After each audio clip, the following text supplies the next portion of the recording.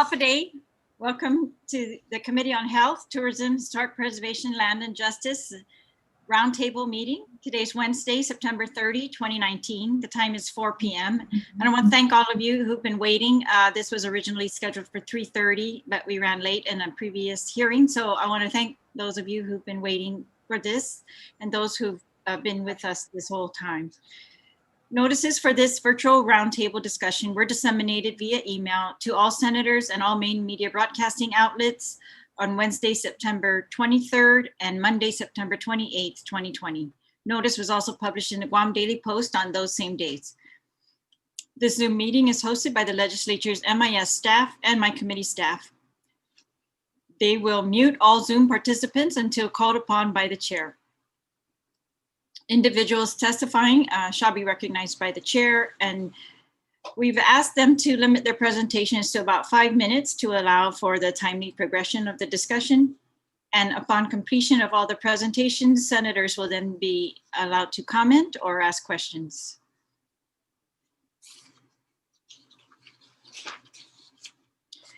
Today's roundtable is an expansion of a roundtable discussion on building Guam's local nursing capacity that was held on September 16, 2020 with representatives from the University of Guam School of Health, the Guam Community College, the Guam Board of Nurse Examiners, the Guam Nurses Association, the Guam Marianas Training Center, the Department of Labor, and the Guam Economic Development Authority. That discussion centered on educational programs and scholarships available and any efforts and barriers to expansion and availability, as well as challenges in training and certifying or graduating Guam residents as nurses, nurse assistants, and related fields. The committee found that the recruitment of local nurses, nurse assistants, and related fields must remain a priority for Guam and warrants continued government investment. There's a great need to grow the local nurse workforce through expansion of education capacity and scholarships, expansion of necessary training labs, expansion and focusing of existing job training programs, and funding to focus on the medical professions, direction of the QC fees, that's the qualifying certificate fees, and other sources of funding towards these programs. Today, the Committee on Health will examine the need for hiring beyond the local workforce through existing tools, including temporary, emergency licensing, the recruitment of foreign nurses, and the impediments to the recruitment of any of these off-island nurses to meet Guam's nursing needs pre and post-COVID, and the impediment to retention of nurses on Guam and at the Guam Memorial Hospital in particular, and to hear the various recommendations of the roundtable panel to overcome these challenges. The committee has invited representatives from the leadership teams of the Guam Memorial Hospital, the Guam Regional Medical Center, the State Surgeon Cell, the Governor's Physician Advisory Group, the Guam Board of Nurse Examiners, the Guam Nurses Association, the University of Guam, the Department of Education, the Department of Labor, and various medical professionals from private clinics on the island to take part in today's discussion. So thank you again for being here with us today, and thank you for everything that you are doing for our community, your tireless efforts, and doing this on top of all of that work that you are doing, and for getting us through this pandemic. I would like to acknowledge the presence of my colleagues, and we have Senator Kelly Marsh Taitano, thank you, Senator, and Senator Tello Taitagui, and Senator Mary Camacho Torres. So we will now begin, and I did not introduce you. I will allow you to introduce yourselves and your teams if you have a team with you, and that way, please state your positions. I think that would be helpful if everyone knows what, just a little bit of your background. And we will begin, I guess, with the Guam Board of Nurse Examiners. So, Ms. Santos. Good afternoon. And just to be clear, to clarify, it was the introductions, right, Senator? Yes. Thank you. Sorry, I'm on low fuel. I'm trying to eat this peanut butter sandwich still since earlier. I'm Bernadette Santos here. I'm the chairperson for the Guam Board of Nurse Examiners. All right. Okay, thank you. And oh no, yes, I'm sorry. All right. I was going to do that, but let me,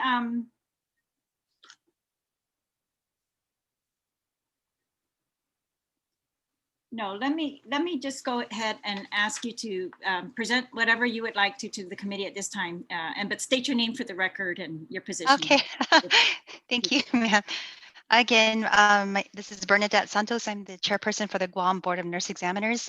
I believe the purpose for this roundtable discussion is for us to be able to give some feedback with regards to recruitment of temporary emergency foreign and off-island nurses to meet the needs. So as a board member on GBNE, we don't do any active recruitment per se, pre and post COVID-19, but what I may be able to speak to is on some of the impediments when it comes to, in our previous session, you had heard testimony about delays with licensure, for example, and maybe I can speak to that for just a few moments. The what the board currently operates under is Bill 277.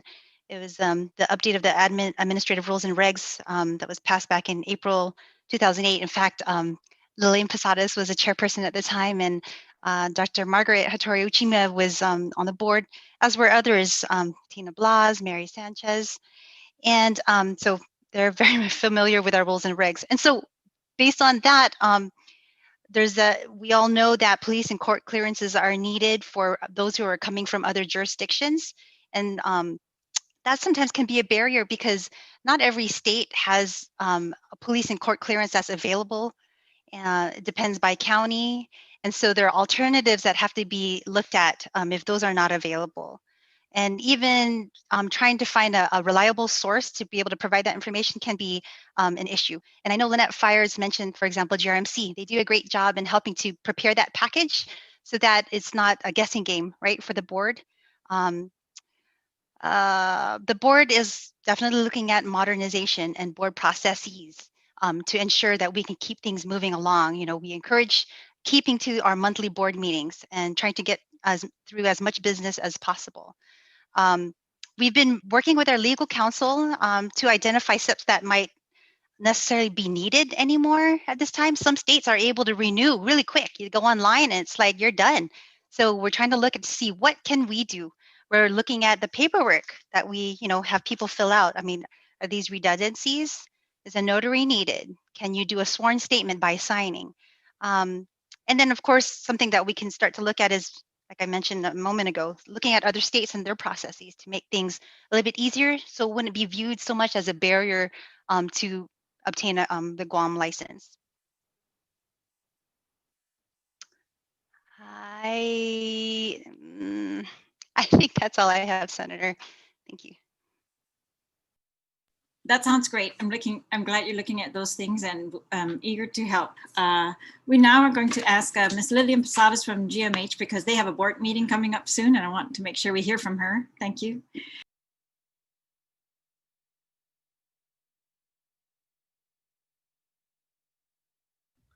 Thank you so much, Senator Terlaje, chairperson of this committee. Yes, we do have a board meeting in about 40 minutes. Thank you for this opportunity. And I know we did not participate on the first one on September 16.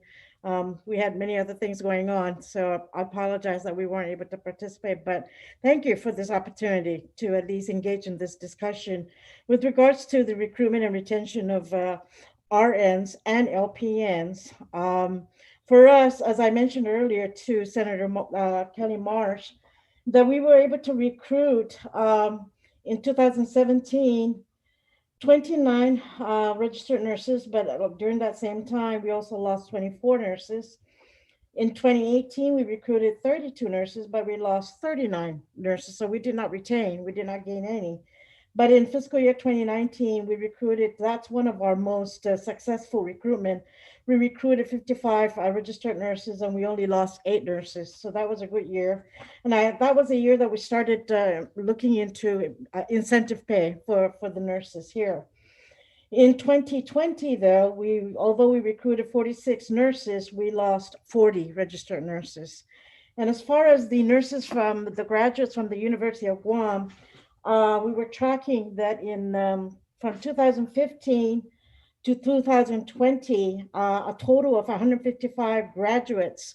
And of those 155 graduates, we recruited 92 of those who successfully passed their NCLEX. And so, that's about 59%, which is not bad. I think it's pretty good. And what's interesting is what we thought we lost, we lose quite a bit of those nurses from the University of Guam collectively throughout the 2015 years to 2020, we lost 16. So it's really not bad. Again, the retention of the UOG graduates. And so I guess what we're doing to retain them is working.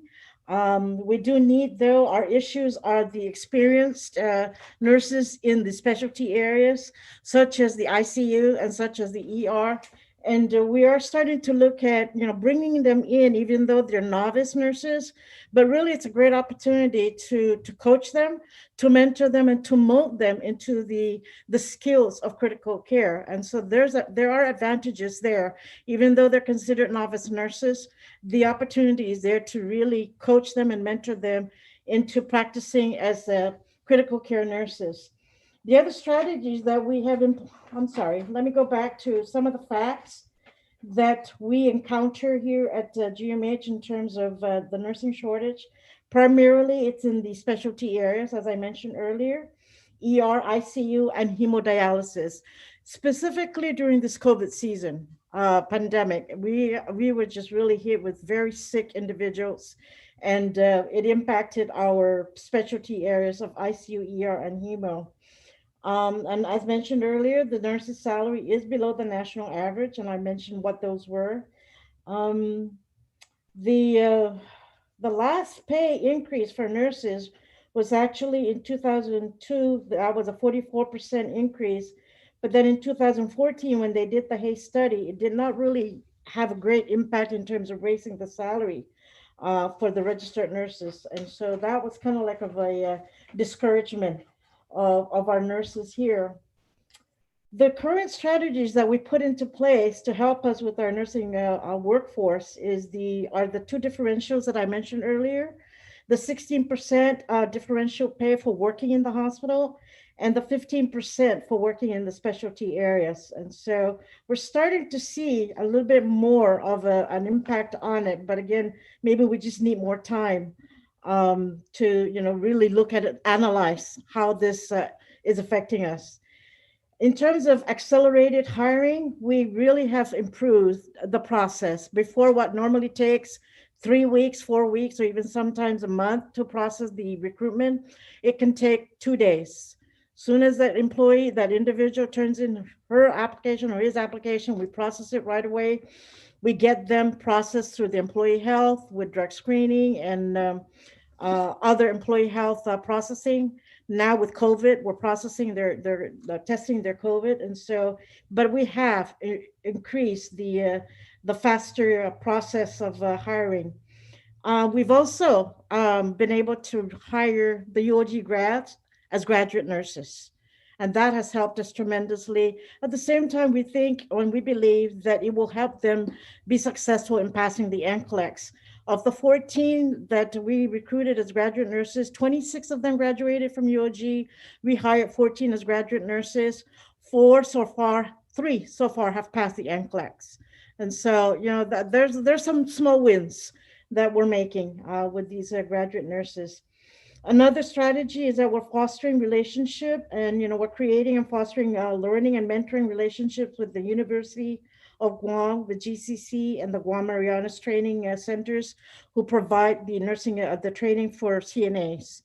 And so that's another category of the nursing, staff that we need. We're looking at starting up a nursing leadership mentorship program.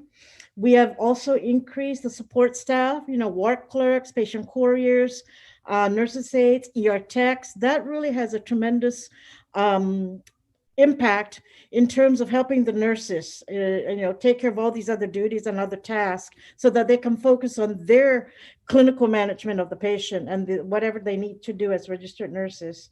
We're also improving the electronic health record that we recognize has been an issue. And so we just need to make sure we have an efficient electronic health record that is user-friendly, because then that can get frustrating for the nurses when it takes too long for them to document their notation. And so those are some of the things that we're doing right now. Some of the future plans that we're looking at is, really to introduce some kind of a sign-on bonus, like a 5-year contract, and that can help with not only the retention, but, again, the continuity of the services that we provide here. Another suggestion for a future plan is a nursing immersion program initiated in the high school. Just making nursing, the profession of nursing, really visible into the young minds of high school individuals, even down to the middle school individuals, just getting them to see, they see firemen in their uniform, they see police officers in their uniform. So, we just need to make our nursing profession really visible to the young minds and encouraging them to come into the nursing profession. Offering nursing scholarships to the high school students and even to the students at the GCC and the University of Guam, giving them some financial support, financial assistance. We're trying to start a structured clinical pathway in the ICU, training them so that we can get more nurses.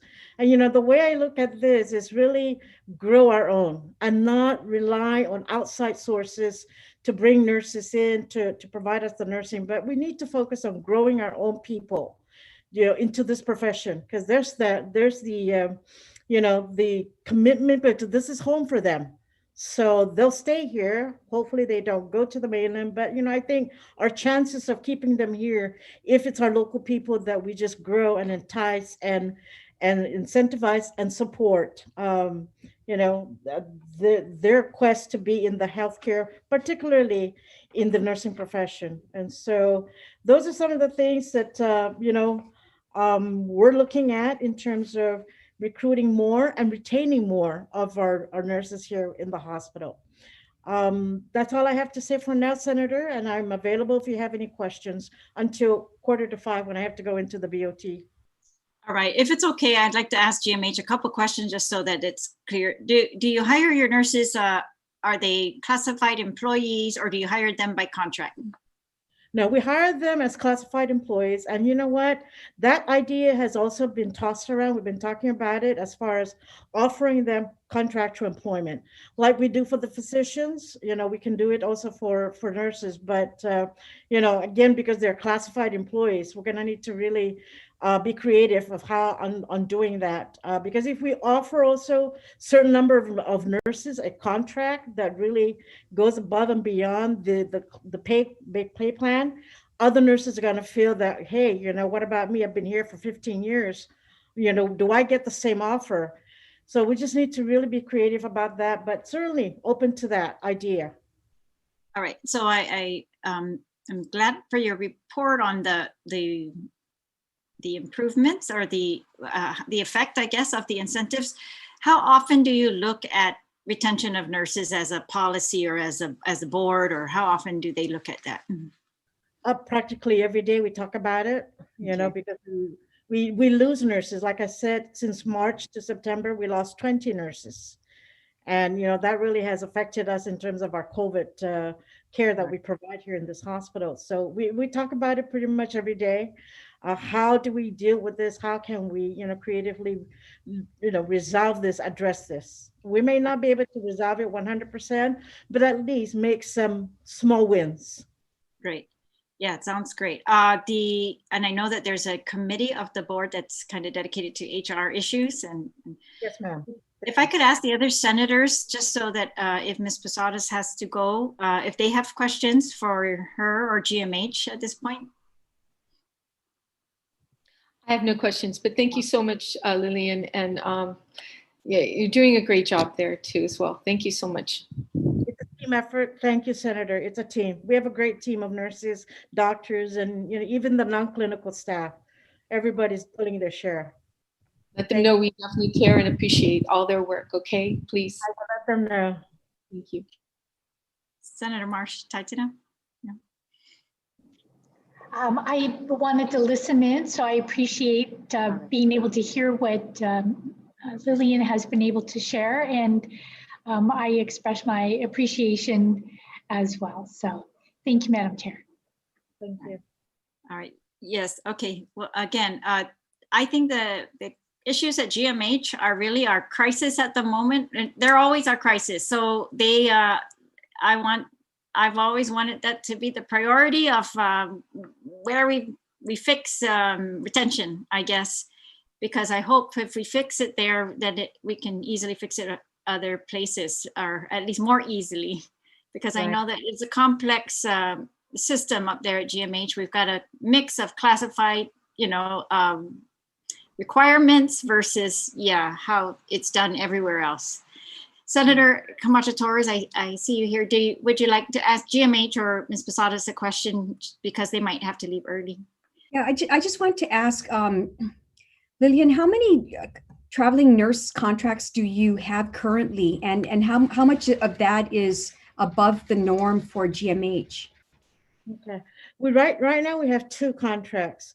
The one that's been in place since 2018 is called Medical Solutions, and we've been getting, every now and then 1 or 2 nurses for the ER and for ICU. We specifically just focus on those, and so on board right now we have 12 nurses split up between ER and ICU from the Medical Solutions, and they're great nurses. They're experienced nurses, and they're great. We just established an agreement with the New West Staffing Solution. That agreement was just signed on Friday, September 18. On Monday, we received about 37 registered nurses. What we requested was 20 RNs for the ICU, 8 nurses for the hemodialysis, 5 nurses for ER, and 10 nurses for the telemetry.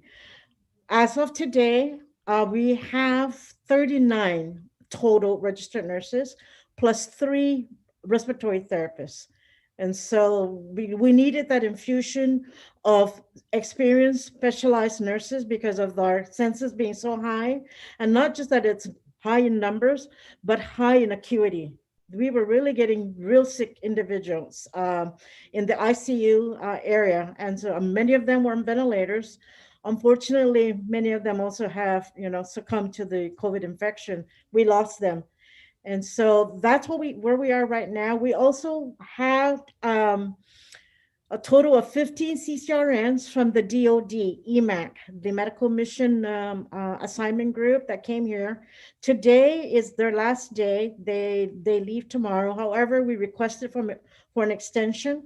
And so 9 CCRNs will stay till October 4, which is Sunday. So to help to focus on the patient care while our staff and New West are getting oriented. They're orienting the New West staff just to kind of have that safe and smooth transition and handing off.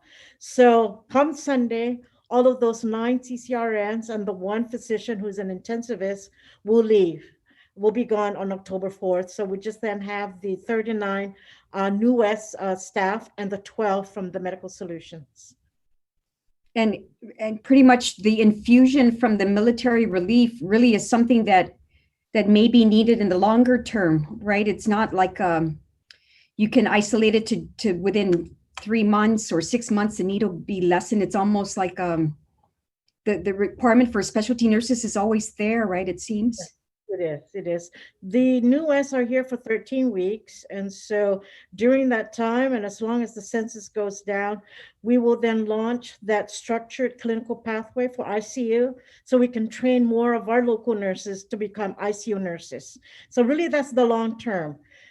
This New West is short term, because we needed them right away, but they're here for 13 weeks. Hopefully we don't need to keep them more than that. Because it is quite a costly approach. Yes. Sus Masi. Thank you, Senator. Lillian, can I ask the 12 since 2018, that kind of long-term contract that you have for traveling nurses, and you had 12 prior to the pandemic, what's the highest that has been? I guess is 12 like your average number? Or? No, We were trying to keep it low, like about 7 nurses, but then with the COVID, we asked for more. And they send 1 or 2 nurses. They rotate through about 13 weeks or so. 8 to 13 weeks is their assignment here, and then they replace with another, RN, another set of nurses for the ICU and for the ER. So it's on a rotational basis. We're looking at, negotiating that contract, because that's been since there in 2018. And so we're looking at negotiating that contract.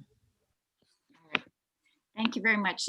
So senators, is there anyone else from GMH? I know that there are others here who wants to testify before you have to go.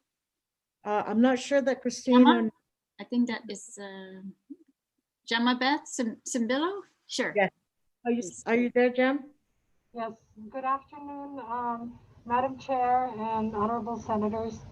I guess I just wanted to emphasize one of the challenge that is consistent throughout the years, and I've been in the administrative position in nursing leadership here on GMH for several years.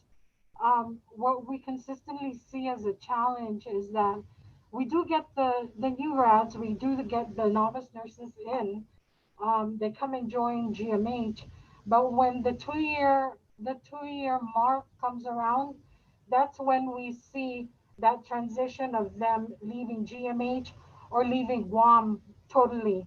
And some of the factors that we've been seeing is that the service obligation with a lot of the scholarships, mainly the nurses training scholarship as well as the merit scholarships that a lot of these students are on, they have completed it by 2 years. And so they've met the requirements of their scholarships, and they kind of look at that as their marker, and they're free to, fly the coop and look for other opportunities. Compensation wise, we really are not as competitive as the states, as the mainland, even with the incentives that we have offered in the past year. It's not really brought us to a level where we are competitive with other states. So that's kind of one of the I guess one of the situations that we're kind of wary of when it comes to the nurse licensure compact is, are we going to be as competitive? I know personally we've talked to our managers, and that was one of the main things that they mentioned to us. So the 2-year mark is, and I've mentioned it in many of our board meetings, many of our subcommittee meetings. When they start hitting the 2-year mark, that's when I start getting antsy about, are they going to stay? Are they going to go? It's nice that they get married to someone local who's embedded in Guam, because then I know the likelihood is stronger they're going to stay, or they start buying real estate, buying a house, start settling down, because that holds them to Guam a little bit longer. But really, that's our challenge with the 2-year mark. It's just, it's the timeline for so many things that allows them, or they feel that allows them that freedom to be able to leave the island, which is one of the things that we discussed internally, is trying to extend that service obligation, because the longer they stay, the longer they put roots on Guam, and the greater the likelihood that they will stay on Guam instead of look for other opportunities. So I just wanted to bring that out. Thank you very much. Thank you. Mr. Carroll, did you want to also add anything? Okay, all right then. Thank you again to those. Oh, there you are, Christine. No, I just share the same views with Miss Lillian and Miss Gemma. Thank you. Okay, so those 3 are all from GMH, so I appreciate your being here today. Okay, thank you. Thank you. All right, we'll go now to, we have some representatives from GRMC. Jennifer Cruz, Chief. Okay, hello, my name is Jennifer Cruz, and I'm the Chief Nursing Officer at Guam Regional Medical City. I first started off my career actually at GMH, so I grew up at GMH. So I was there for quite a bit. So I sympathize with my colleagues at GMH. I totally know what they're going through right now, and I feel for them, and I feel their pain. I know how difficult it is there. So, but on the private side, on the private hospital side at GRMC, obviously the fact that we're geographically isolated makes it's difficult to recruit nurses. But one of the big factors that we've been experiencing is that both GRMC and GMH, we are competing with the same pool of nurses. Every year we're like all crossing our fingers, hoping like, oh my gosh, I hope I get all 29 of the UG grads. So that's been our issue. So, and we were always at a disadvantage because up until a couple of months ago, all the students had clinicals at GMH. So we were fortunate enough to thank you, Margaret, for bringing the sophomore students here. And we were thankful that we were able to have clinicals here. And then we got some leadership students here as well. So we were kind of at a disadvantage. But the issue, it's very difficult when you're competing for those 29 students to spread them out between the two hospitals. And another issue we have is that here at GRMC, we have a very, very young workforce, very young and inexperienced group of nurses. Our average years of experience runs maybe like 2 to 3 years. Last year, when we were looking at our ICU, we were like, okay, ICU was actually one of our more experienced nurses, and they were running like 7 to 8 years of experience. And then we recently hired new grads. We had some GNs. So because they started and they're in the mix, now we're back down to, like 2 years again of experience. So we have a very, very inexperienced workforce here. And to help with that, we were forced to go and seek, and it's easier to seek travel nurses, but the problem is they're so expensive. And I'll give you an example. We have a total of 125 adult beds, okay? So we have 14 ICU beds, 58 telemetry beds, and 53 med-surg beds. And in order to staff that, we need 185 nurses. We have 88 full-time RNs here. And then we had to hire 24 travel nurses. Our telemetry bed, we can only open 30. Our telemetry unit are only able to open up 30 beds. And about half of the staffing there are travel nurses. We cannot maintain our telemetry unit without these nurses. And it's this constant reminder. I have my little whiteboard that I have here. I look at it every day and I monitor it, because if I drop the ball, I have to drop my census. So it's this constant trying to catch up and trying to keep up with the list of nurses to make sure that we stay on top of that. And then our nurses are also working a lot of overtime.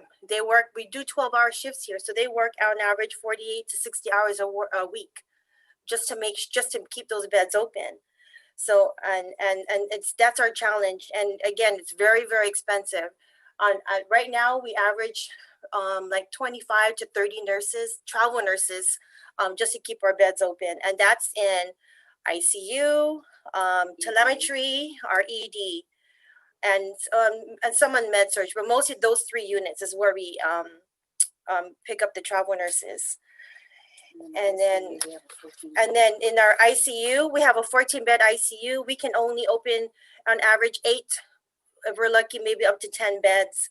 So that's been a challenge, and it's so difficult because we also, in addition to if GMH asks us for help, we also help our neighboring islands. We help Saipan, we help the Micronesian islands. They call us and they ask us, because we have specialists here. We have neurosurgeons, we have our cath lab, we have our interventional radiologists, and we also have our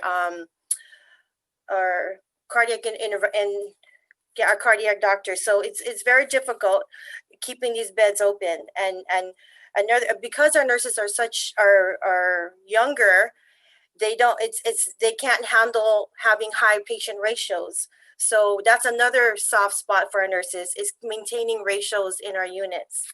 So because you maintain these ratios means you need more nurses. Okay, and then pre-COVID, GRMC was in the process of hiring nurses from the Philippines. We hired some nurses when we first opened. Unfortunately, we lost those nurses, so we were in the process of hiring nurses. But I was informed by the HR we had to stop, or because now the Philippine government is stopping all visas. They're not allowing their nurses to leave because they're saying we need our nurses. So that's off the table. We can't hire that. And like Lillian had mentioned earlier, it's a tedious process. It's very hard. I remember a couple of years ago, we had to increase some of our nurses' salaries because you have to pay them the prevailing wage. You have to, and it had to, and there's like a set wage that you have to meet. So we didn't meet that criteria. So we had to raise it up a little bit just to make sure that we can bring these nurses in and they can grant us those visas. But to support all of this, to help with the recruitment and the retention, I think that what we should do is we really need to support the University of Guam, GCC, their nursing programs by increasing the salaries of the faculty there. And so they can hire more nurses, more faculty, so that they can build their capacity. I remember when I was a student, there was only like 15 of us. And now, you know, Dean Margaret, you guys have like what, 29 students, sometimes 30. But if they can increase that, that'll help us so that we're not fighting for the same pool of nurses, the same 29 nurses. And, you know, maybe we can split it, you know, if you can make it 40, that'd be great. And again, obviously raising the pay would be very, very helpful. And what we implemented here at GRMC is an RN residency program. And we kind of, we have our 9 graduate nurses this year. So what we did, we took our time with orienting them and stuff. So, so far, so good. We've been very successful with that. And we're very proud of that. We're giving them time to study, and this is they've given us feedback that it's very, very helpful for them. So we're hoping to that we can continue this program. And then what we also implemented was a critical care crash course in preparation for COVID. Like Lillian had mentioned, you know, they wanted to prepare their nurses, so we also did the same thing. We did like a 4-hour training for our nurses, and we're going to continue to do that to ensure that all our med-surg nurses and our telemetry nurses are trained as well, so that they can be ready to take care of all these COVID patients. Thank you. Thank you very much. Is there anyone else from GRMC here, Ms. Cruz, that would is expecting to testify? I don't have any on my list. No? Okay. All right, we'll move on to Rose Greeno from the Guam Nurses Association.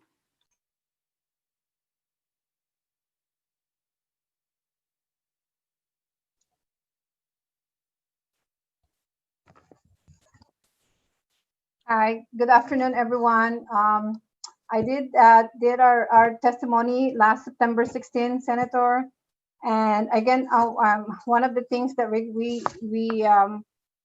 put as our recommendation is really work with our policymakers to update the nursing profession status under H-1 visa as professionals, in an effort to allow Guam private and public agencies to hire foreign nurses to alleviate the nursing shortage. And I know our main goal is to grow on our own, but in order for us to grow, you know, it's going to take us a while for that, because there's a complex of factors that we have to put together and in different areas. So I hope this legislator would continue to work with our congressman. We did lobby that last year and even to the prior year. I know it is a vote from the legislative and to the congressman efforts. I think that we can really work on looking in that the visa status of the professional. So that's, I just want to point out on I know GRMC is work on the recruitment as well as GMH. I know the hospital and the public health system has a lot of issues with short staffing, same thing in the clinic, and in our home health and hospice agency. We do, this is the two areas that I feel like we kind of like forgotten, but also we need this critical component, the home health and hospice agency, so that we can mobilize the patient and effectively discharge them from the acute setting.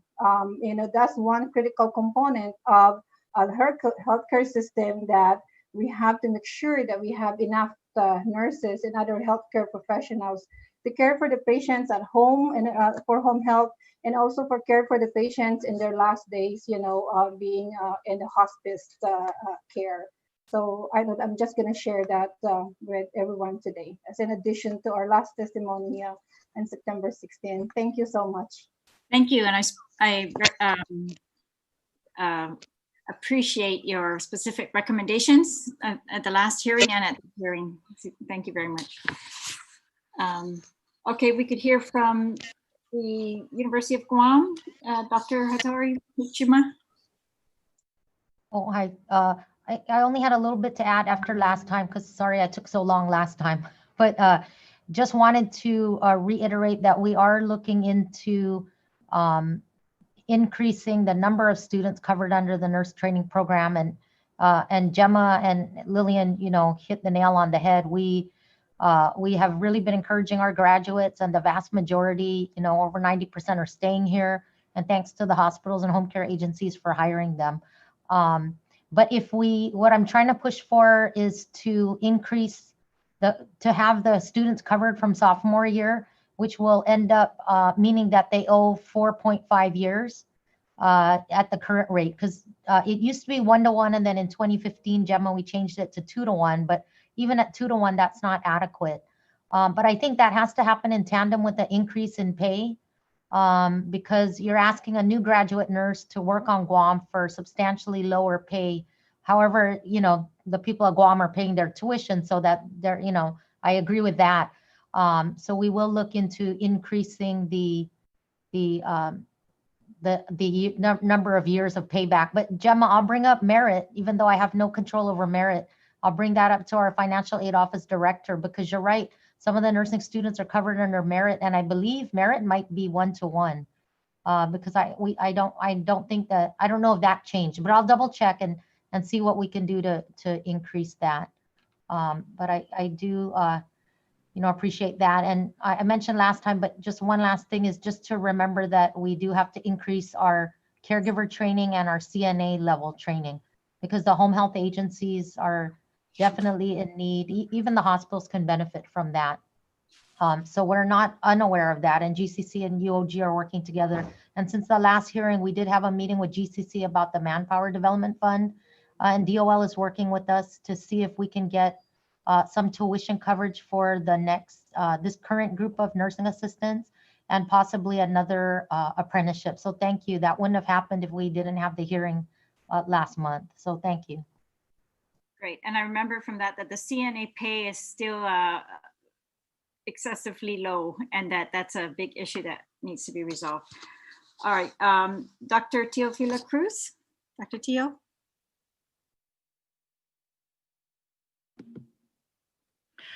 Actually, I really don't have any supervision or any recruitment process that I hold. I'm an independent practice.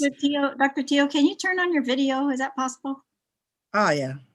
Thank Sorry. you. No problem. That we have a rule here that. I know. I saw your rule. Anyways,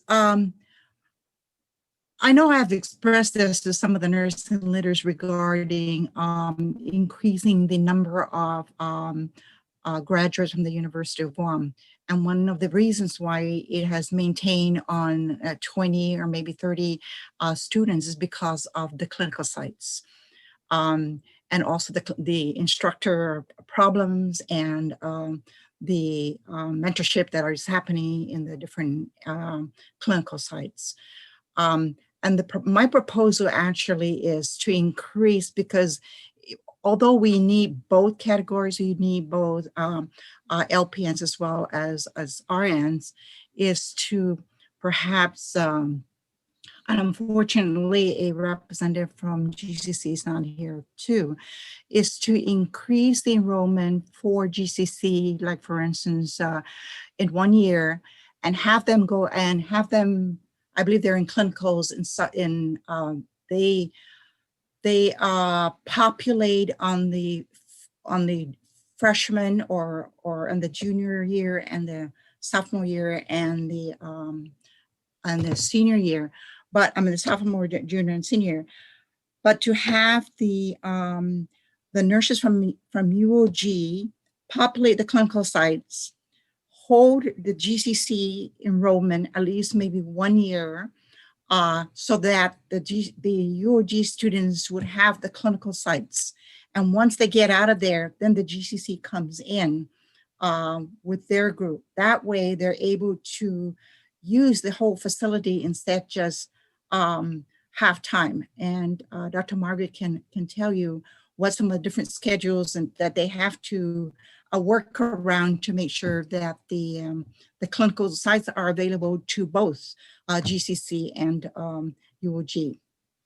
So that was my idea of as far as trying to increase the manpower. UOG is doing an excellent job in graduating and being successful with NCLEX. So for us to build our registered nurses workforce, that may be something that we can do.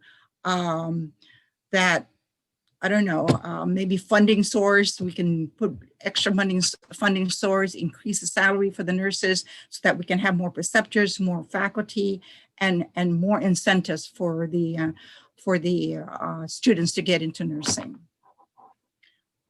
Yeah, but other than that, I'm here actually listening because we were also involved in the task force to try and get a plan together with the CNL, with the commissioners and leaders, to try and write a proposal as far as how are we going to build our workforce. Okay, fantastic, Dr. Cruz. And there's a message from Margaret, the Dean Hattori Uchima, Dr. that says we did accept 40 last cohort. We have 35 juniors now. So 40, that's great news. Still awaiting EDA approval for the additional lab space for UOG, and that space is a limitation, as Dr. Teo Cruz has stated. And Ms. Cruz from GRMC, could you please clarify when you said you had to raise your salaries in order to recruit those nurses from the Philippines? Is that just like a special requirement that they have, or are our salaries lower than Philippine salaries? No, you have the U.S. immigration requires you to pay the prevailing wage, and I think they define it. So whatever the prevailing wage was for that particular year, we had to make sure we met that. So we had to match it. Yeah, okay. So that's how it works. Got it. All right, thanks. All right, we have the HPLO, Xenia Piscina, Executive Director of the Guam Board. No, she's the Health Professional Licensing Office, all of the health professions, yes, at the Department of Public Health and Social Services. Ms. Piscina. Yes. So I'm going to be talking about two things or actually representing two agencies, and that's the HPLO, the licensing boards, and also I'll talk a little bit about the DPHS, that's Department of Public Health and Social Services. So thank you again, Senator. And based on the last workforce, I just have a couple of other things, because here at the board, we see it all and we hear it all from nurses that come, and they also recommendations. They talk about how happy they are or how unhappy they are at their agency. And so we would always ask them, well, what are some things that you would like to see changed? And so we hear all that here at the board level. So I just wanted to talk about retention and taking care of our own, and that's all our own nurses. So UOG produces nurses, great nurses with great skills, right? We all know that. And I know that personally because I'm a product of that education. But that is your basic nursing personnel. So the clinical skills you gain on Guam makes you a great nurse. I've gotten the experiences here, gone up to the mainland, and you can function like after a day of orientation. That's how great they prepare you for the clinical sites here on Guam. But it will take time for these nurses to gain experience and progress from a novice, that's a beginner, to expert. So our challenge here on Guam is the shortage of nurses with experience and specialties. And I know we've all realized that. It will take about a good 3 to 4 years before a novice nurse is ready to face a challenge of a specialty area. Because we also want to keep in mind the burnout. We don't want to lose these nurses as they're getting trained. And I know that we've also tried putting them in specialty areas, but they burn out easily. And you don't want to lose your nurses that way. So we need to figure out a way to retain these nurses. And because of the current pay structure, it's really difficult. So you know that saying, a nurse is a nurse is a nurse? That's a myth, because nurses come with different levels of expertise and education. And in our current government system, nurses receive the same pay regardless of your education or expertise. And so there's a lot of disparities there. So you know, this must change, and there must be a structured level of upward mobility to compensate the nurses for what they're worth. And also nurses are competitive by nature. So you've got to give them that oomph to do better, right? And as they do better, then you compensate them. So remember how we talked about clinical ladders like way back in like several years ago? I think that needs to be revisited, because this is, it's a structured system to provide staff nurses career advancement while remaining at the bedside. So guys, this is our baby boom. This is a retirement age. We're all at that level. Dr. Ochima, myself, Rose Greeno, we're all nurses from how many years ago? So we're coming to that age, and we don't want to be at the bedside for a long time, right? But we have all these expertise to share with our younger nurses. So give us an opportunity with the clinical ladder to maintain our advanced degree, but you're still in the clinical arena. We have a lot of nurses that have masters and doctorates that don't want to deal with management. They want to stay at the bedside. And this is how you're going to retain your younger nurses, because you have those senior nurses, expert nurses, training them at the bedside, and you're still employing them. And then you'll have trained, experienced nurses in a couple of years. And then also research with the clinical ladder, it's shown that organizations with clinical ladders have actually retained nurses. There's a lot of research out there. They've decreased turnover, and they've enhanced job satisfaction, which in turn increases better patient outcome. So clinical ladders are great because they focus on 4 things: clinical, education, teaching, and leadership. So it covers all the components of a great work environment. The other thing is public health. So public health is at the forefront of the pandemic. And I recently started with public health. It's been a little over a year now. But at the start of the pandemic, that was back in March, I was tasked to build several nursing clinics to protect our borders and so forth. And you're talking about building clinics at the port, the airport, getting the isolation facility ready, getting your call centers, your crisis counseling ready. So there were many, many areas to build. But when I asked how many nurses do we have at public health, I almost fell off my seat, because public health has 14 RNs, 7 LPNs, and 5 CNAs. How were they even functioning pre-COVID? So you kind of wonder, right? And they're covering the South, they're covering the North. And at that time, we had the central building in Manila. So how were they really functioning? So that has, I mean, we need to pay attention to that. So I polled some of the nurses, and I asked, why don't nurses come to public health? Actually, nurses do want to come to public health, but a huge challenge is the pay. There is a nursing pay plan out there. It's a government pay plan, but public health has not availed to it. So that could be an easy fix. So I forgot what bill that is, but it's a compensation pay plan. So currently in the nurses pay plan, anything after 8 hours is overtime for a nurse. So there's no such thing as you've got to complete a 40-hour work week in order to get overtime. But in at public health, they still follow the regular pay plan. So nurses have to complete a 40-hour pay week in order to get overtime. In addition, weekend pay, no such thing at public health. So we really need to revisit that current pay plan and get it implemented. There is that certification pay that public health doesn't avail to as well. So that's like an easy fix. You know, I was just thinking about it and it's like, oh my gosh, it's an easy fix. It's a law already. So why don't we get public health to be a part of that? And then one of the other problems is they said, because we're under the DOA, but I think DOA was part of the implementation of that law. So, right? I'm not sure. I have to go check on that. But so that's my pitch with public health. The other thing is growing our workforce. So again, UOG, great job with supplying new graduates, but we need to really look at our experienced nurses, and I talked about that. But looking at other healthcare workers, so as the lead of the nursing command, our job for the pandemic was to call and recruit as many nurses as we can on island, and you will not believe what we found out. So this is really significant, senators, and I hope you're going to be able to do something with this. So when we called our CNAs, we licensed certified nurses aides. So we know how many nurses aides are out in the community.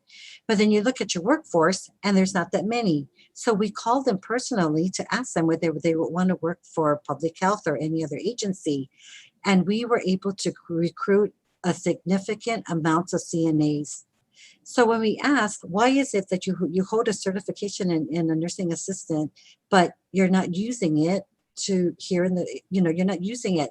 And they said, because the hotel pays more. So here we pay our nurses aide, what is it? Is it $11? Maybe less? I think like $11 or so. Hotels pay them $15, $16. You can work for a coffee shop and they pay you more than a nurse aide. And yet a nurse's aide has the education, right?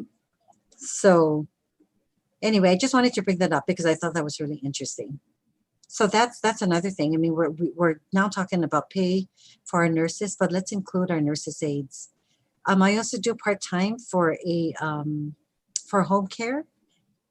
You will not believe how many patients out there are asking and inquiring about caregivers. So these are areas that we can look at, increasing our workforce for CNAs, caregivers, homemakers, and also our unlicensed providers, right? The ULP. So maybe we need to start thinking out of the box and bring in other healthcare workers to Guam, because we're so remote, we lack the resources. So this would be a good opportunity. Foreign and Guam graduates who have not passed the NCLEX exam. So UOG provides review courses, and I know that 2 years ago, maybe or a year ago, we brought a review course out to Guam and provided to nurses that were educated, or we had a nursing degree, but were not licensed. And we did gain, I can't remember how many, but we did gain additional nurses for the workforce. So maybe looking at bringing in a review course or providing more per year for our nurses that are out there that are ready for the exam, but just can't pass the exam because it is difficult, right? And then the other thing is education. So I think this was mentioned already, how we have, we're able to bring in like 30, 40 nursing students, but perhaps if we were to bring in advanced degree programs here on Guam, we would be able to produce more advanced nurses and maybe open up the enrollment at the University of Guam. So this is your doctorate level courses, because it is really expensive, and maybe if we can find funding to send nurses who are interested in obtaining their doctorate, this would be a great opportunity now so that we can increase our workforce. So that's just some of my recommendations. Thank you. Thank you very much. We'll now hear from Julieta Kineni, GDOE.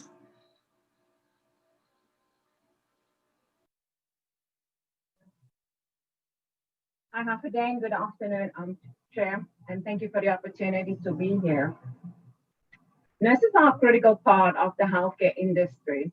According to the World Health Statistics Report of 2020, we have approximately 29 million nurses worldwide, 29 million nurses and midwives worldwide, and 3.9 million nurses in the US as well. For Guam, according to the data I received from HPL office, we have approximately 1,020 RNs and 145 that's currently off island. Out of the LPNs we have was 167, but off island 7, and the CNAs were 338 with 1 off island. We also have to determine what is our need. When we say nursing shortage, and some of the labor bureaus work at, we need at least 11 nurses per 1,000.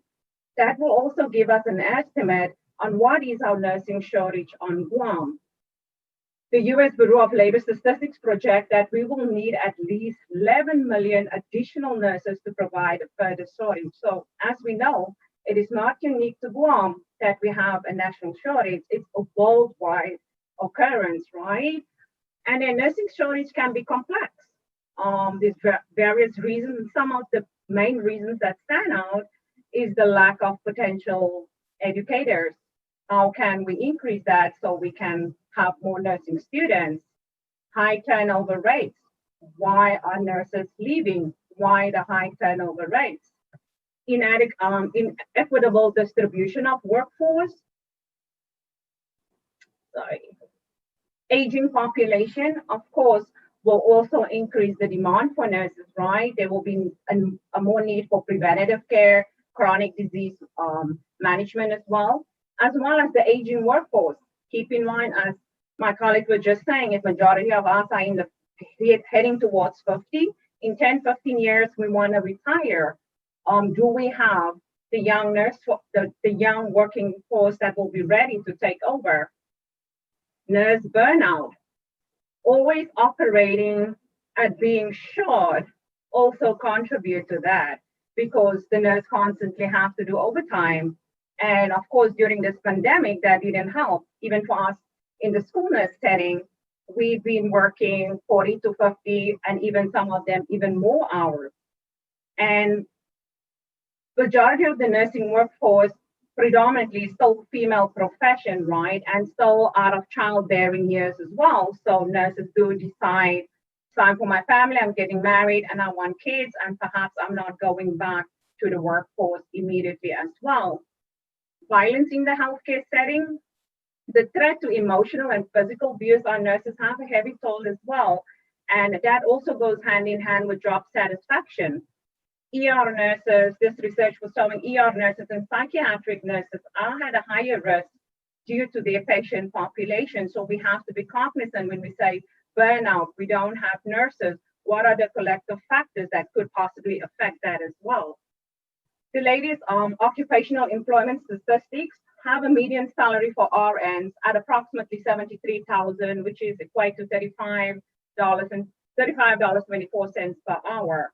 One starts their new RNs at $17.37. So we all agree we definitely have to look at salary to see how can we make that more compatible so that we can attract more nurses as well. Accurate nursing workforce forecasting is important because it will help nurse leaders and policymakers understand the supply and demand of the workforce to prepare and maintain adequate and a competent nursing workforce. In GDOE, for instance, we currently have 46, total of 46 nurses, which would include 42 RNs and 4 LPNs. Currently, we are all supporting public health during the pandemic. We have several of our nurses assigned to public health, GMHA, and Guam behavioral health as well. Something also to keep in mind, out of our nurses that's currently working part-time for Department of Public Health, they were offered $20 per hour, or sorry, $21.05 per hour, irrespective if the nurse had 10, 15, 20, or 30 years of experience. So of course, if we look at that disparities, right, if that is not a national average, how are we gonna attract nurses from off-island to come to Guam? Even with the proposed bill of Nurse Licensure Act, we have to keep in mind, as I said, the U.S. also facing a nursing shortage and the world. We might be able to attract 50 to 100 travel nurses and pay them $140 per hour. I do believe it is justified and right now because we need to immediately preserve life. However, after the pandemic, how will we support our current Guam nurses to also receive compensation that is comparable to our national standards? We should also look at, for instance, during this pandemic, some of our nurses work 9 months position. That's just how their contract is set up. So during the summer, they were asked, for instance, to go and help or work part-time at Public Health. They're working for Gov Guam for GDOE 20, 30 years, but because they have to move and help Public Health, they have to submit a new application process. I think during this pandemic, those are things that we should see, can we easily streamline that application? They had to do drug tests, they had to submit a senior certificate, transcripts, etc.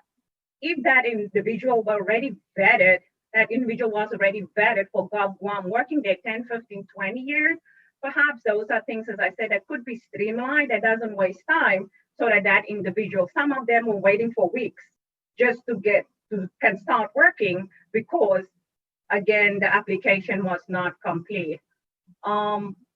The same with drug testing, as I said, if the individual was working with us, that shouldn't be a hindrance then for them to be able to work in another Gov Guam agency as well. And then, as of right now, in the Gov Guam structure, there's very little, as Vina was mentioned, to support our nurses for academic achievements, right? Even our nurses in GDOE, whether you have a master's degree, a doctorate degree, our pay scale or it doesn't account for it. It will just say whether you have your BSN, whether you have your master's, or whether you have your doctorate degree, it will pay you at that same level. And for us, if we would really like to retain experienced nurses, we have to implement something that can retain them as well. We definitely have to look at pay structures for the acute care setting. We know the demand is higher. I know GMH implemented various differentials. We definitely have to do the same with Public Health. As Zina was mentioned, there's no way 40 nurses can operate for 150,000, 160,000 population approximately, if we say 11 nurses per 1,000 of the population. So those are things that we really have to look and see what else can we do to make our nursing workforce stronger. Yes, we can depend on travel nurses or people coming over, but keep in mind, if we don't have adequate compensation on Guam, they're not gonna come. If we offer any travel nurse $21.05, they're definitely not coming to Guam. Thank you for your time as well for listening. Thank you very much, and thank you for those points. I appreciate that. We are now going to hear from Ruth Gurusamy. Ruth? Did you lose her? Okay. You didn't lose me. I was just trying to figure out how to unmute everything. All right. Thank you. And follow the rules. Good evening, good afternoon, senators. And Senator Terlaje, thanks for letting me speak. I will be testifying at the 6 p.m. hearing. So I just want to address these roundtable issues. And I was asking my attorney if she could attend this meeting. So let me just share. I've got 3 major bullets here. So Jennifer Cruz, and by the way, I just want to tell everybody in this room, Jennifer Cruz is the nurse manager. She runs GRMC, was a student of mine. Gemma Cimbello was the first nursing student that graduated from the BSN program, was a student of mine and Lillian's.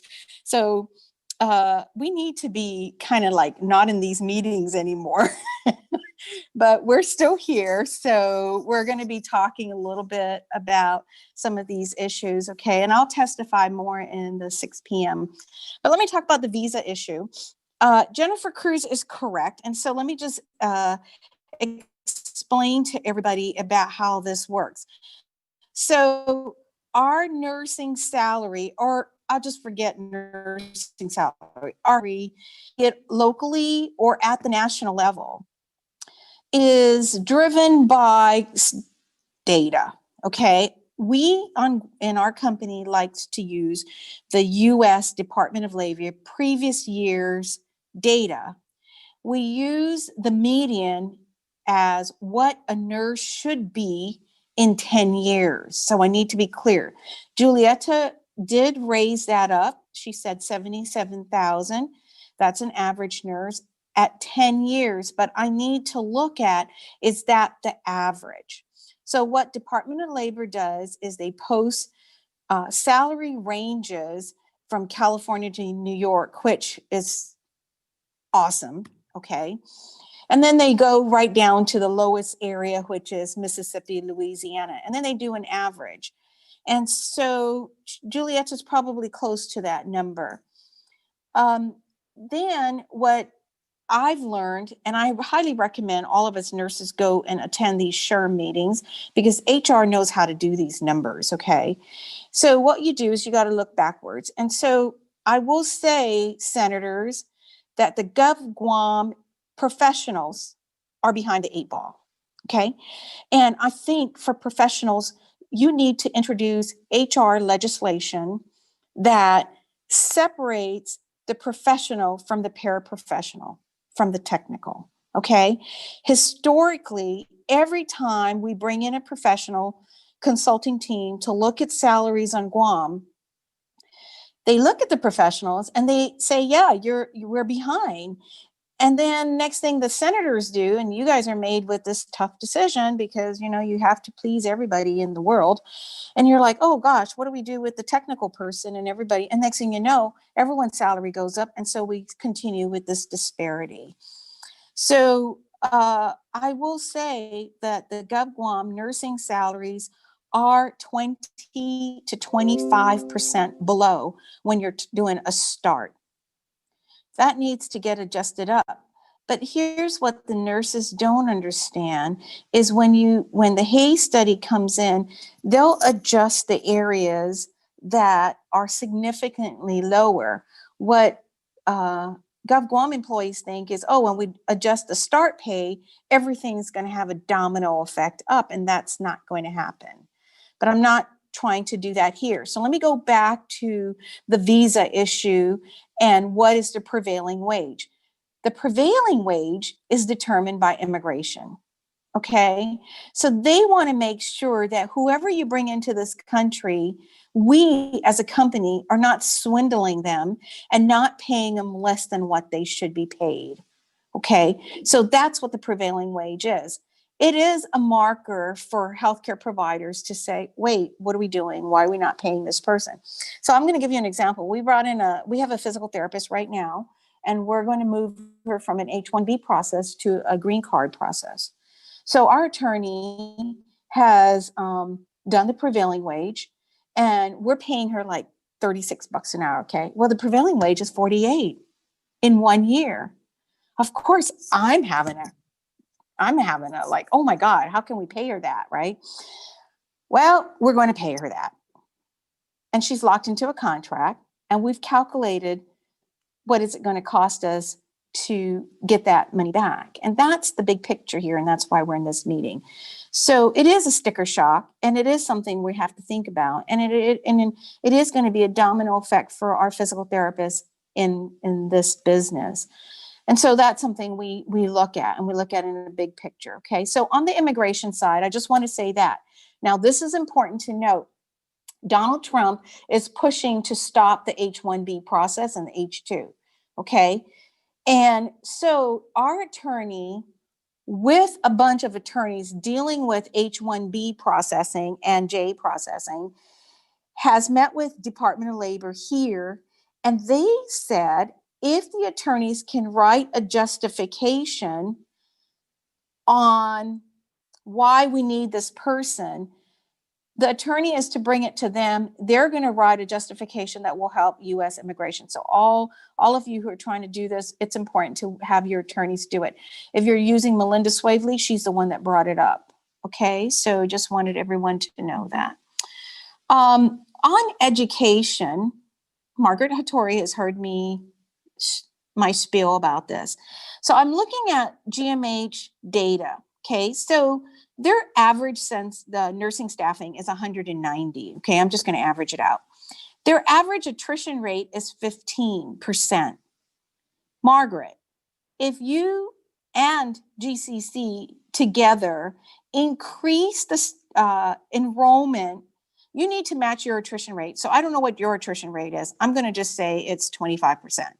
Say, because I know it. Okay, so if you can put out an additional 20 graduates from what you average currently put out. So I'm counting 30 graduates a year, and you add another 20, that's 50. We can help with this attrition rate locally. Okay, that's just a 10%. If you go to 20%, we can address the attrition rate. That's 40 students a year extra. So if you add 30 to 40, that's a lot of students. But between you and GCC, I think we can do this. That's going to help GRMC and GMH first. And then the community nursing agencies, especially public health, can then pick up the rest. The other thing we need to do is we need to do the government scholarships that the nurses have. We need to kind of look at the ruling and see if these nurses have to go, some of them have to go and work at public health under contract. I don't know, that's a slippery slope. I think that's something that we're going to have to discuss at a different time. Okay, so that's the education side of it. And only other thing I want to say about this, because I'm going to testify more about this, is online schooling. So the silver lining about COVID is online schooling, and we have broken many barriers with online schooling. So I hear all these excuses. Oh, we can only cap 30 students in microbiology. No more. You can bring in 100. Okay. And Margaret hears my spiel, so I'm not going to throw her into the bus at this table, but I'm just going to tell you this is important that we look at all these barriers that were there and how they're all gone, and how do we redesign how we deliver education. Now, when it comes to salaries, I'm only going to share with you our experience in private sector. We have a great HR person. Of course, she's my sister, but she has HR experience, and she worked at Castle for years, and then she went to Queens. So we brought her over, and this is how Queens and Castle does it, okay? They actually look at the hard to fill position. So nursing is a hard to fill position. You know, I look at GMH stuff, and there are some really hard to fill positions in there. Your radiology techs, 100% empty, you know, it's not filled. And these are all important positions as well.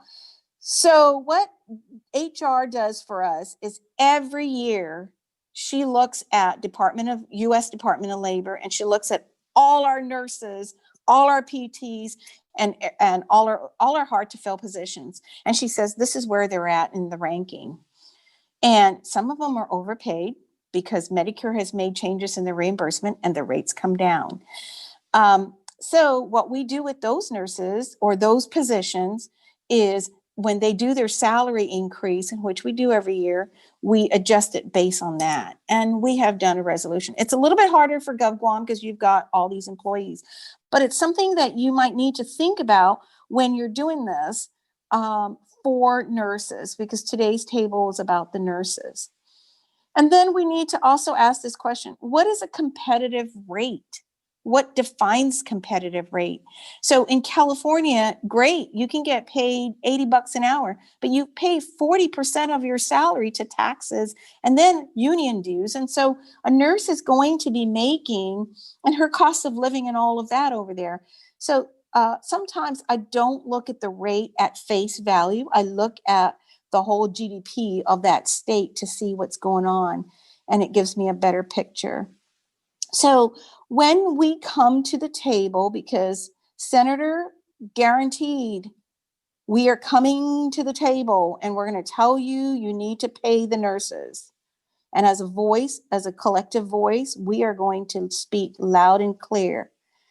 You need to be looking at that salary thing, and we need to adjust it. Like Xenia said, there is a salary adjustment.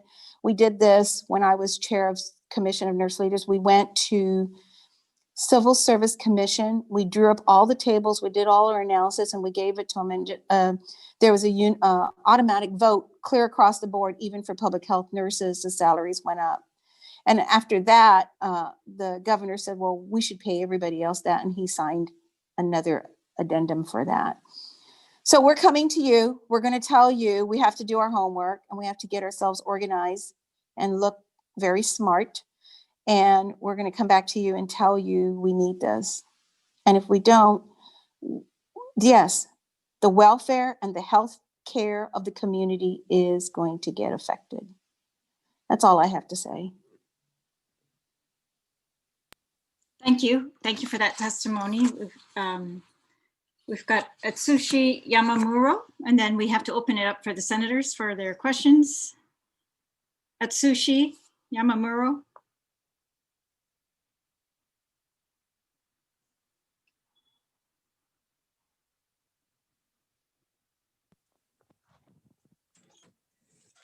Hi, sorry, I was away. No problem. Yes, everybody pretty much covered all the points that I was going to make. And I myself was a foreign nurse. I'm from Japan. And also, I was also traveling nurse myself in the States. And from that point, I can just speak with just a personal testimony, how I chose the, traveling assignments and stuff. And of course, the money is always the attractive way to choose, like our the list of the priority to choose which states or which hospital we're going to. And other thing is the visa stuff, the green card, of course. That's my first choice when I was in the States to find a hospital. They can sponsor the green card. And that's another thing. Doesn't matter how much they pay. That was my priority at that time. And also, when I chose the California as a place to go, and because California state, they have a regulation for the ratio, and they are really strict for that. And that's like a protective of the nurses, of the work environment. And that's also attractive for me to be in California, not just the pay. Pay, that's right. I was in California for a long time, and pay is high, but the living expense is really high too. And also the tax is high. So ended up that much I can save. And but attractive point is more like the hospital that has a good reputations and good training programs and good place that I can train more the different level or different certifications, different licenses. And those are that's attracted to me to choose where I wanted to go. And so beside of the money, maybe we can cooperate with the schools and the other department to make the Guam more attractive to come in the experience and increase their levels of the nursing. And that may be another way to retain all the nurses here and also attract other nurses from other places from the States too. So thank you so much. That's all I need to say. Thank you very much, and thank you for your patience in waiting. Dr. Hattori Uchima, did you want to add something to one of the points? Yeah, and I think Zena might add to it, but this was before the pandemic, but Ruth had a good point about having the graduates also work at public health. But GMH has really addressed the hiring issue, and GMH and GRMC can hire our graduates much more quickly. For some reason, for public health, there's many, many barriers. And I know since the pandemic, you and I have spoken about it only because, and Julietta has had to go through this as well with her nurses, only because we had some of our retirees, such as Dr. Teo Cruz and then Karen Cruz, who was a former CPHO and former faculty at UOG.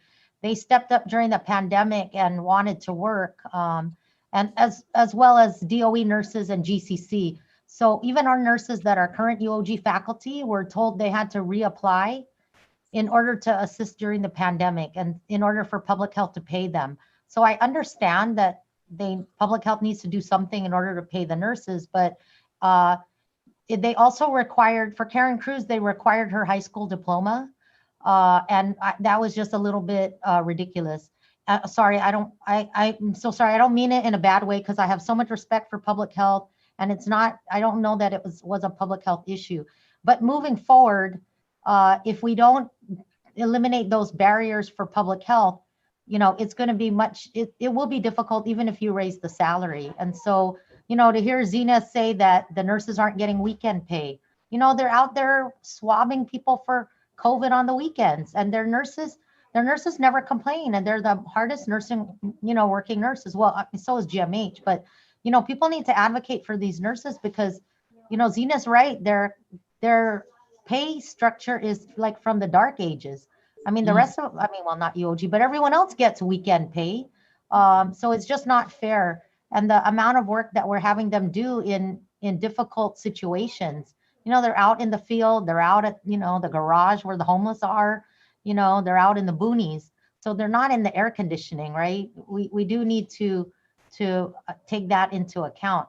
But if there's some way we can support or streamline the hiring, GMH was able to fix it, and I don't know how they did, but I'm so happy for that. But unless we can help Xenia and public health, this problem will not be solved. And then you're going to have nurses not want to apply, because that's the situation right now with the pandemic.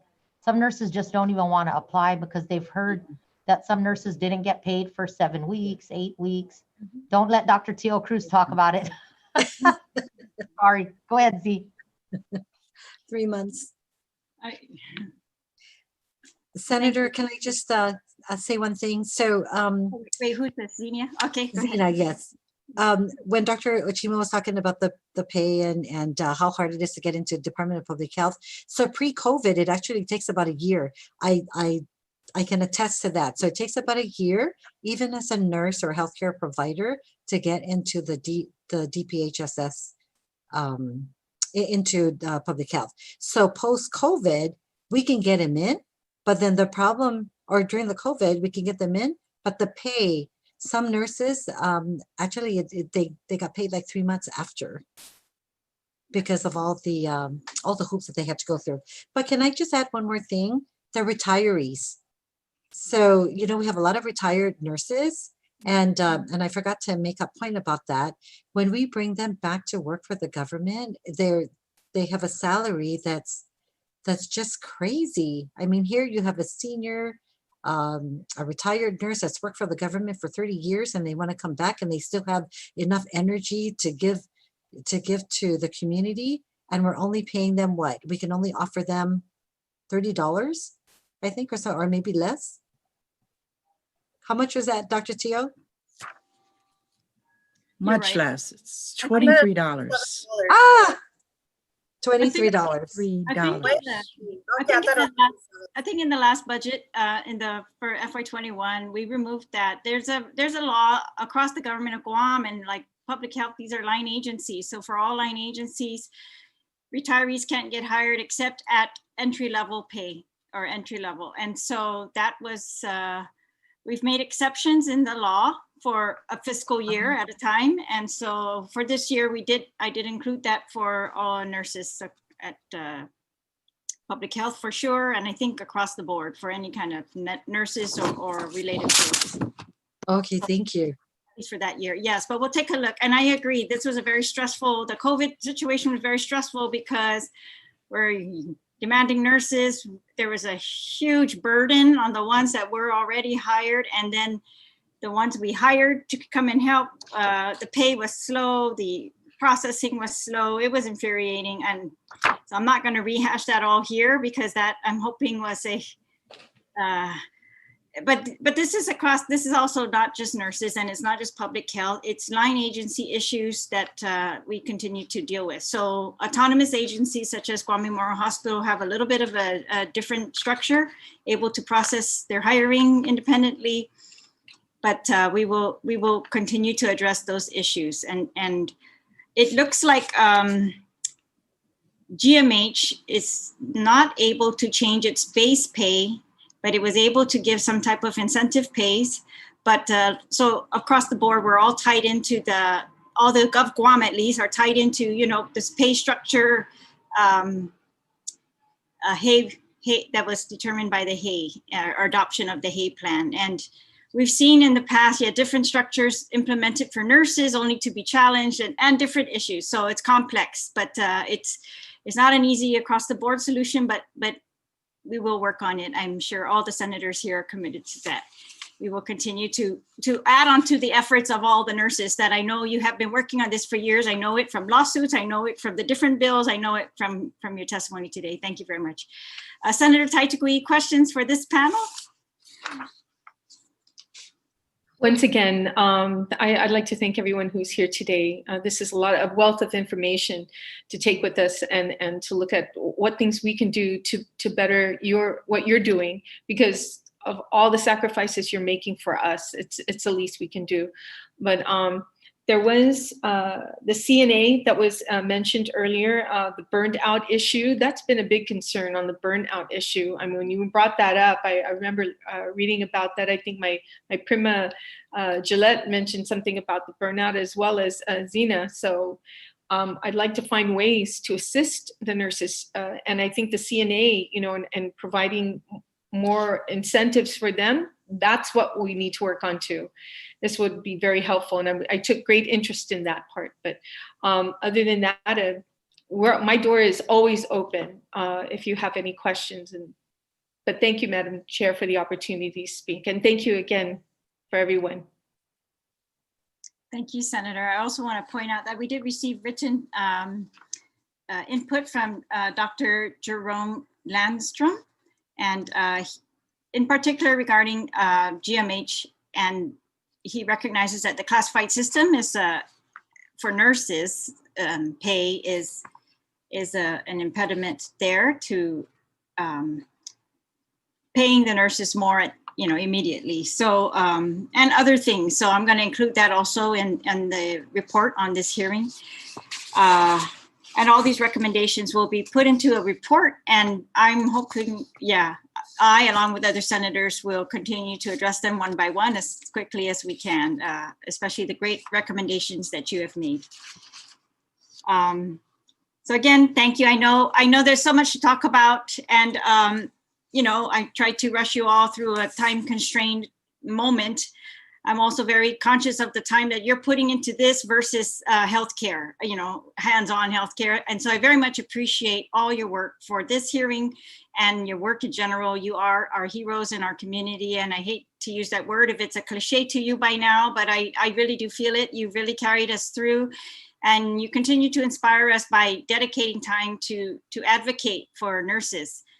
And I hope that we can take care of the nurses, that we can on Guam set a culture that it becomes embedded in our culture, that nurses are way up there. We have to take care of them because they take care of us from birth to death. And I really do believe that. And but I am looking for your best recommendations and solutions that we can implement. And so I very much appreciate the professionals that I have here in front of me that have been contributing continuously and your expert advice. And I really do consider you as experts. So And then I'm going to conclude this roundtable. And if you have any other ideas or suggestions, you or anyone listening wants to submit to me or to any of the senators, please feel free. And you are all recommendations are very much welcome. So we're going to conclude this hearing. It's 5:35 p.m. And if you are interested in attending the 6 p.m. Hearing on Bill 236, please, you may stay online here or please join us at 6 p.m. Thank you again. Take care. Take care of yourselves. Be safe.